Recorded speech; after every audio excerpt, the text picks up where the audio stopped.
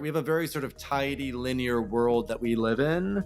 And so that capacity for the hippocampus to really be activated because of these novel experiences that are happening in nature almost brings us back into a biological state that we, on a deep level, I think, crave for really being alive.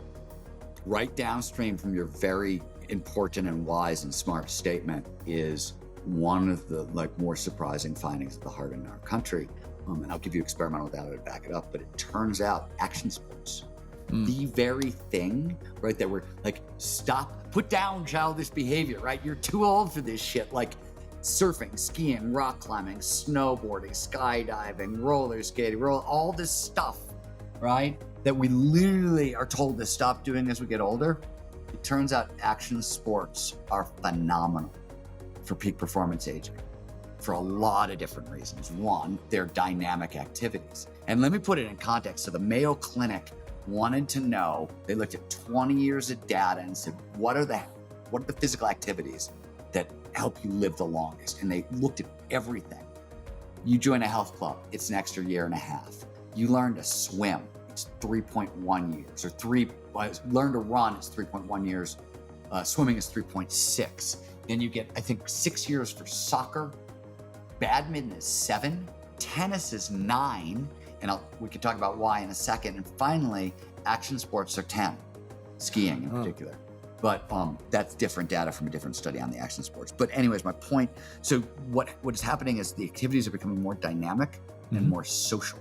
Tennis and badminton are very dynamic with a lot of hand-eye coordination, a lot of fast twitch muscle, a lot of very, very dynamic. Tennis more than badminton because badminton's a little light. You need more strength for tennis, right? And the court's a little bigger. So that's why tennis works so well. And it's social, right?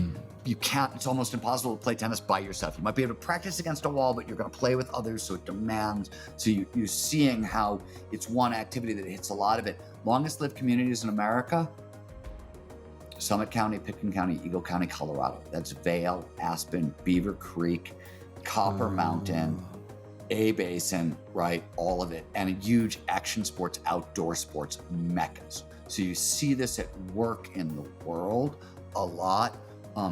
And there was research out of Japan that found that if you're downhill skiing, bone density decreases over time.